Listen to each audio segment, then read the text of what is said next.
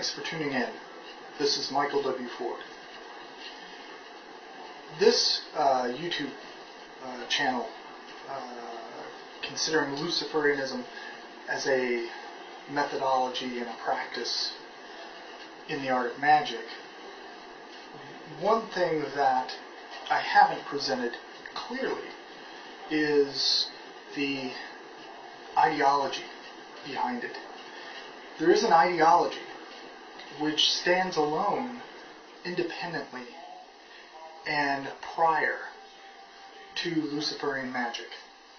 How does that work? Ideology is the core component which allows the mind to truly initiate itself in the practice of Luciferianism. It's more than specific rituals, circle castings, spell, sorcery, dream magic. It's more than any of that. First and foremost, it is an ideology towards self-excellence. Much like Satanism, Luciferianism believes in this world here and now, and that you are accountable for your actions, words, all of these things. Not only in your immediate present, but in your future as well. The carnal human being, as I'll call it, man, has basic desires that have to be met. If not, they tend to be very unhappy people. Humans also have an instinctual quality to be a part of a tribe. And many are conditioned via TV media to fit in. You should get this because it will make you look like this. You should do this because everyone is doing that. Luciferianism understands that the tribal and social contracts are important. However, that the individual must begin a process of first self-liberation from restrictive beliefs, dogmas, and all of these superstitions piled upon us by media, by parents, by our immediate culture that we exist in daily. There's also inherent beliefs that are pressed upon us as children from before our earliest memory throughout our lives, that as you begin as a Satanist or Luciferian, you're going to think to some extent that this is still with me. There are certain things I do and believe in the back of my mind that cause doubt. Well, one of the ways that I overcame the doubt of, is there something more religious and whatever from when I was a kid, is to study and explore the origins of that which I was so drawn to, which I had an instinctive passion for, and that is the concept of the adversary in many different religions, in many different cultures, but all exhibiting similar traits and representations. So let's understand from a Luciferian or satanic perspective the image of the adversary. The satanic image of the pentagram with the goat, the Baphomet head, is today, in modern times, a threatening symbol of forbidden rituals and things inherently that Christians used to do and that they just pressed upon modern Luciferians or Satanists. The image of the devil from a Milton perspective is Lucifer the light bringer, the fallen angel who questions authority, who wants independence, individualism, and holds high in esteem the traits of the one who overcomes his obstacles, the one who manifests his desired future. That is the image of Lucifer as the one who illuminates, who brings the torch, the fire of consciousness. That is why it is called Luciferianism. But also going back to prior to Bronze Age, Iron Age, Ancient Near East,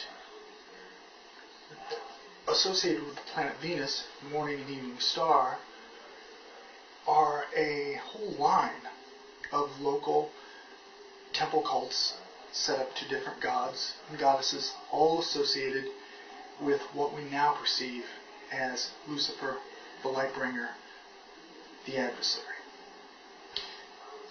Lucifer is very much a symbolic representation of our inner passion. As a Satanist, the first step is self-liberation from moralistic dogma and beliefs that have no purpose today. The Luciferian realizes that Christianity as it is, and as it was, is nothing more than a control technique, a control operation, which developed from the late Roman Empire at a time when 98% were below poverty level and had nothing to look forward to.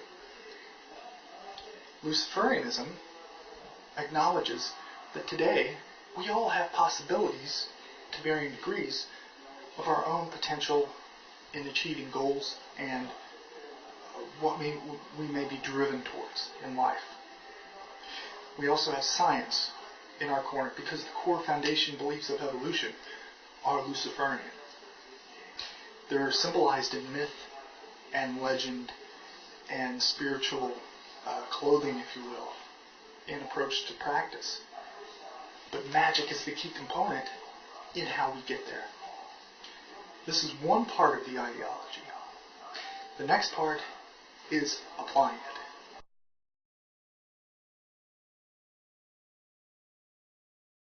Perception and logic within Luciferianism is a paramount concept in the foundation of our ideology.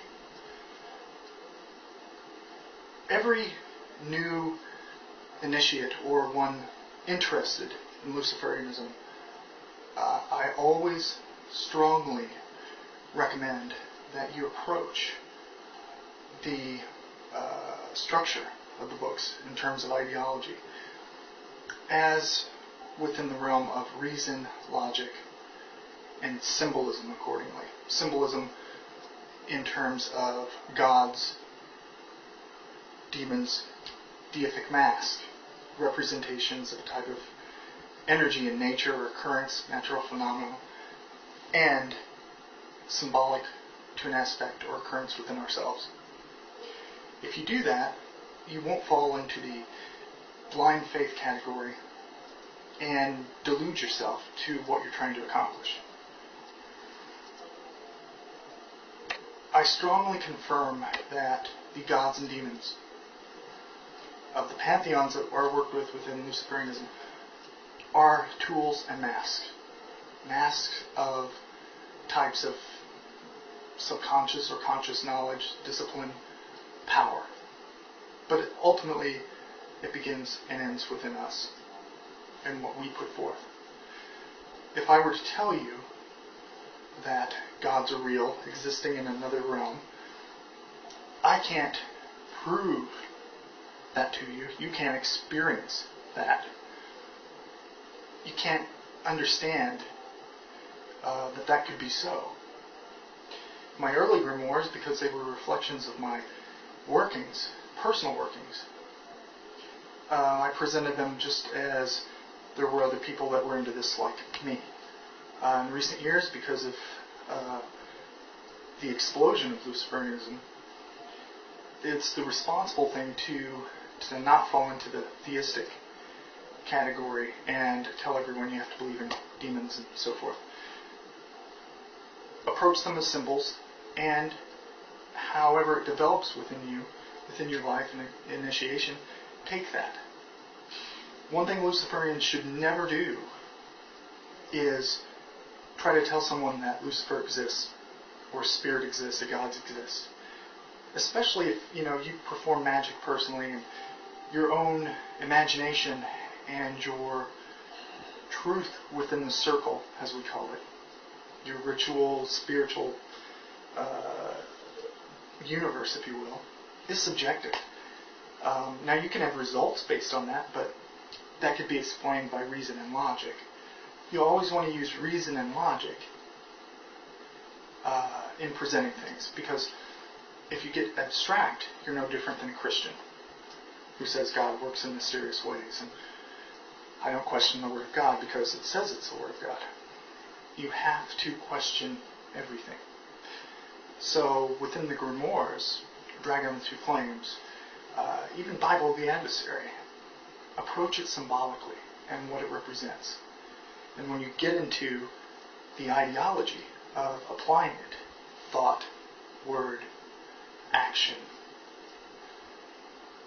focus, and then result, that will give you all you need for confirmation in the ideology of Luciferianism.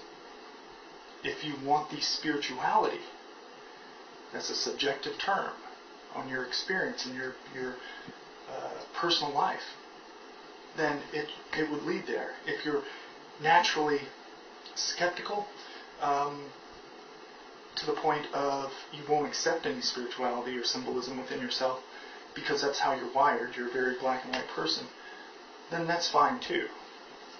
But one thing I'll tell you in Luciferianism is that we do not consider demons and ceremonial ritual magic to produce literal demons, etc. In our spiritual practice of magic,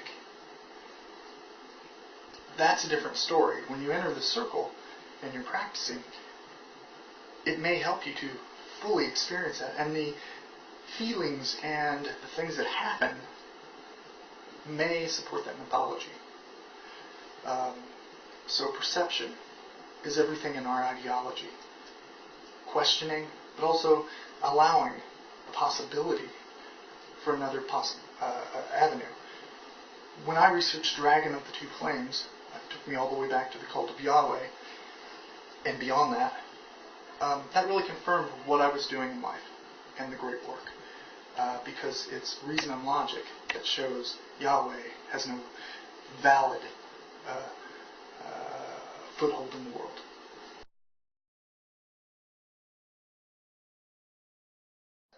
Of self-deification, or being your own God, in Satanism and Luciferianism, is not the abstract and difficult concept in the everyday reality that we live in. In Luciferianism, self-deification is a continual process. First, you're saying, I am accountable for my own future, the outcome within it, and the things that I achieve, the life that I lead. The accidents and things that come into play and screw-ups are kind of taken out of that, because to deify yourself is to first, as a Luciferian, acknowledge that you, the individual, is responsible for the good or the bad in life. The bad relationships, the good relationships, reoccurring behaviors that cause you to not excel at where you want to be. That is the first step in self-deification. It is self-transformation towards your potential or self-excellence, as you would consider it within whatever you're doing. It's learning, it's obtaining knowledge, experience, insight, strengthening the will, discipline, all of these things.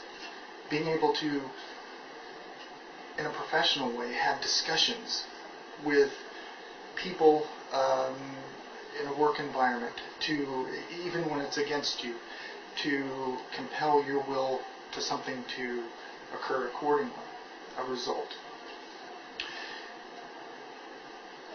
The concept of the true will in Luciferianism as an ideology is that instinctual drive towards continual self-improvement and excellence. You're not looking for perfection. You're not expecting to be perfect in all of your acts. We screw up. Everyone screws up, makes mistakes. The point is, do you learn something from it, the insight, and can you apply something different in your behavior to make sure that is limited in the future? The true will is your passion, your instinctual kind of magnet towards what you want to manifest in this world. It can be a job, it can be something you're really good at.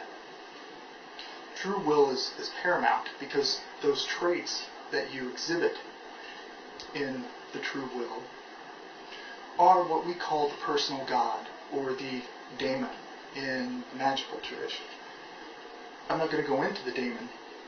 I'm going to speak about it as true will and the inherent dream or instinct that you have towards life itself. You don't have to look at it as some abstract spirituality.